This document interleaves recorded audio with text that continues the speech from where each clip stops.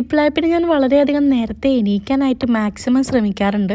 പണ്ടത്തെ പോലെ മടി പിടിച്ചിങ്ങനെ അലാറം അടിക്കുമ്പോൾ അലാറം ഓഫാക്കി പിന്നെ ഉറങ്ങുക, ആ ഒരു ശീലമൊക്കെ നിർത്തി വെച്ചിരിക്കുകയാണ്.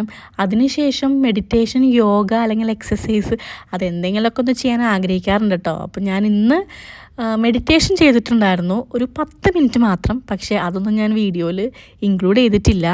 ഇന്നത്തെ ബ്രേക്ക്ഫാസ്റ്റ് ഉപ്മാവാണ്. ഞാൻ ബ്രേക്ക്ഫാസ്റ്റിൽ ആദ്യമായിട്ട് ഉണ്ടാക്കാൻ ട്രൈ ചെയ്തത് ഉപ്മാവായിരുന്നു. പക്ഷേ അന്നും ഇന്നും ഉപ്മാവ് ഫ്ലോപ്പ് തന്നെയാണ്. എനിക്ക് വായിക്ക് രുചിയായിട്ട് തോന്നാറില്ല. ലഞ്ചിനുള്ള പണികളൊക്കെ വേഗം തന്നെ ചെയ്തു വെക്കണം.